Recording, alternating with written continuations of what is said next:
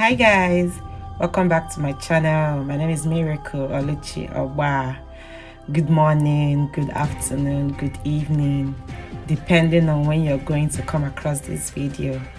So from my last post, I got a lot of questions on my DM asking me to make videos on the documents you need to study abroad, how to select UK universities, and even scholarships to look out for. So today I'll be dedicating this video talking about how to gather the required documents or the documents you need to study abroad. So let's dive into the video. The first thing you need to do is that you'll have to fill your online application form. You have to fill that form, and in filling that form, a lot of personal information will be asked, academic background and everything. But one thing you should have by your side when filling that application form is that you should have your international passports, because most online applications will require you to put in your international passport details. So for someone planning to study abroad, you need to get your international passport if you don't have one. It's very important. Have it ready, even if you're not using it now or you intend to study later or later on, but just have it. So for those of you that don't have it, try and get it. You will need it. It's very important. So that's about online application. You have to fill it. And then second thing you should have is your academic transcripts. This is very important because you are seeking to go on an academic journey. So they need to know if you've what's your academic background like. For someone coming to the UK, for instance, to do masters, they will need to check your academic record from your undergrad. So, and someone will be wondering in their mind, how do I get my academic transcripts? Well, that is very simple. You should apply to your previous institution where you did your undergrad. And if you're looking to do your PhD, then you should apply to the university where you did your masters. So they should be able to give you your academic transcript. So most schools send your academic transcript to the school directly, the school that's requesting for it.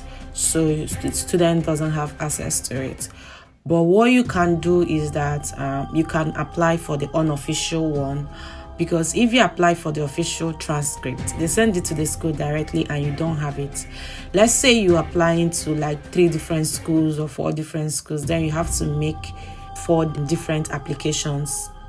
Like, what I mean is that the school has to send your transcript to 4 different schools and you have to pay for each of them. That's a lot. So what most people do and what I did is that I applied for the unofficial one, the one that is directed to no school. So it means you can send it to any school directly while you're doing your application. When the school is interested in you and is intending to make you an offer in their school, then subsequently they can demand the official one.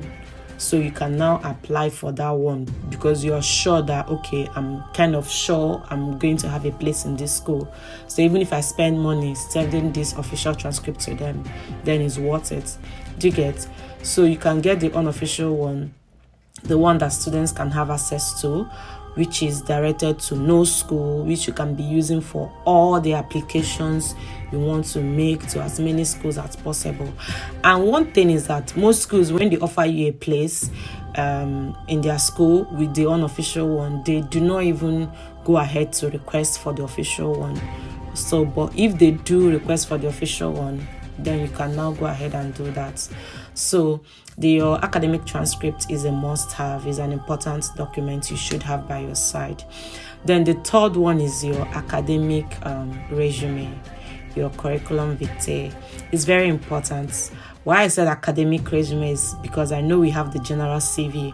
We have the ones you've used to apply for work at one point in time or the other. No, you can use that one, but you need to tweak it, make changes here and there, make it adapt for academic purpose.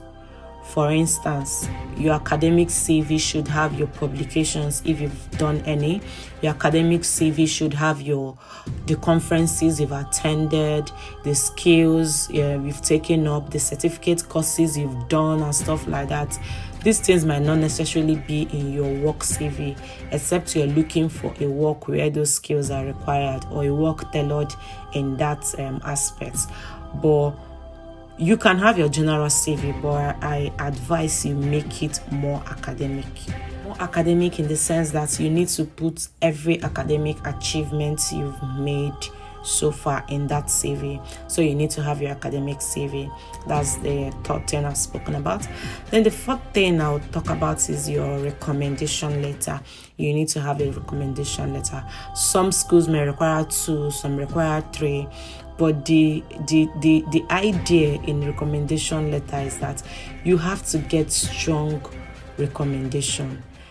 The content of the letter should be convincing. The people recommending you should be people that know you, people that can say really nice things about you.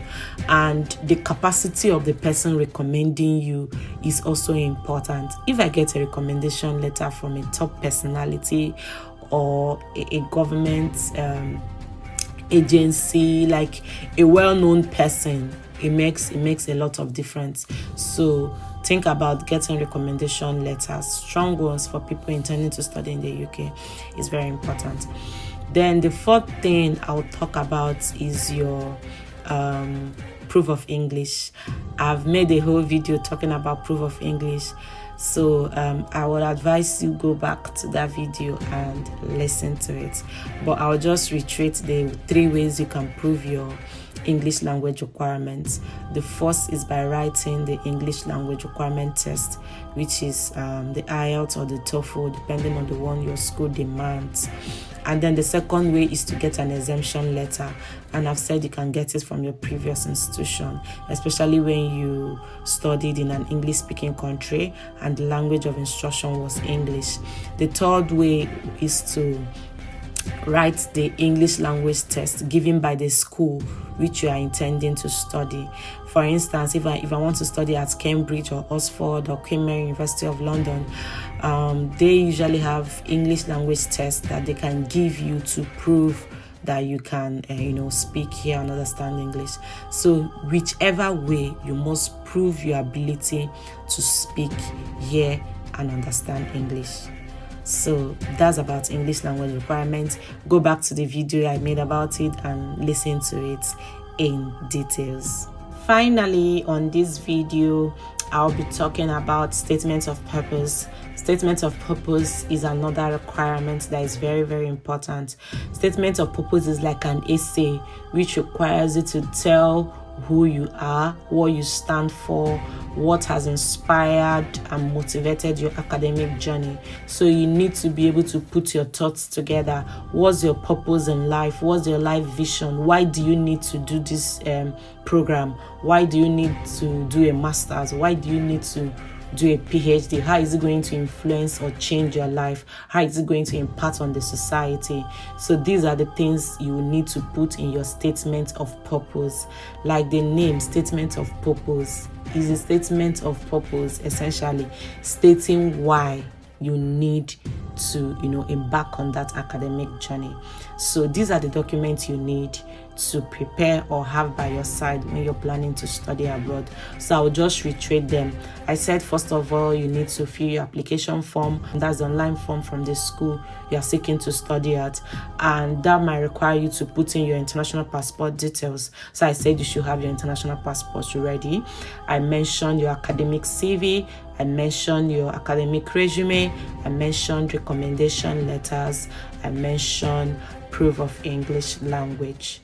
And these are the basic things you need to have when you're seeking to study abroad. Some schools may have 1 or 2 different requirements, but essentially it spans through these basic requirements.